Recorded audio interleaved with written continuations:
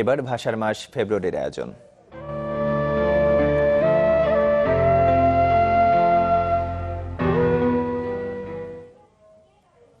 চর্চার অভাব আর বিবর্তনের ছোঁয়ায় হারিয়ে যাচ্ছে বরেন্দ্র অঞ্চলের ভাষা বরেন্দ্রী।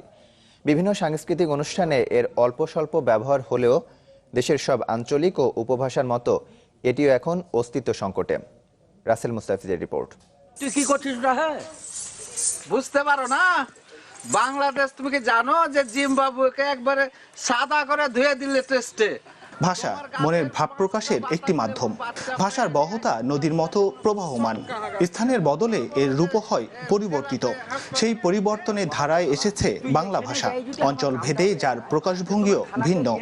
প্রত্যেকটা উপভাষাই শুদ্ধ এবং তার রূপতাত্ত্বিক, ভাষাতাত্ত্বিক, ধ্বনিতাত্ত্বিক তার পরিচয় আছে।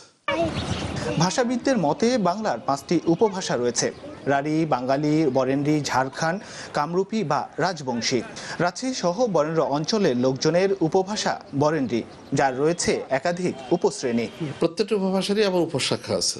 চাঁপাইনবাবগঞ্জ একটা উপশাখা বরেন্দ্রীর মধ্যে, নওগাঁর একটা উপশাখা, রাজশাহীর বিল অঞ্চলের একটা উপশাখা, যার সঙ্গে নাটোরের একটা বিল আছে, রাজশাহীর চর অঞ্চলের একটা উপশাখা উপশ্রেণী, পাবনা অঞ্চলের একটা উপশ্রেণী, সিরাজগঞ্জের উপশ্রেণী, বগুড়া অঞ্চলের উপশ্রেণী, দিনাজপুরের উপশ্রেণী।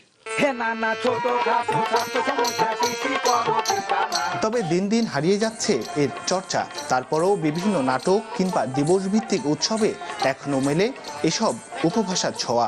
এই ভাষাগুলো সংরক্ষণ করার দরকার আঞ্চলিক ভেদে। যে রাজশাহীর একটা ঐতিহ্য আছে, ভাষারও একটা ঐতিহ্য আছে, সেই ক্ষেত্রে আমাদের উচিত যে ভাষাটাকে সঠিকভাবে মূল্যায়ন করা। ঈদের পৌঁছতে যাবো না নামাজ পড়তে, বসে আছি টেঁড়ায়। বড় নানি কইছে যা ভাই নামাজ পড়তে যা।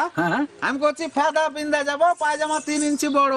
বিশেষজ্ঞরা বলছেন দেশে আঞ্চলিক ভাষার উপশ্রেণীর সংখ্যা ঠিক কত এর কোনো হিসেব নেই। নানি কি ব্যাপার কইছে, তাই তোরে ভাই আমি তো 3 ইঞ্চি কাটা ঠিক করে দিয়েছি।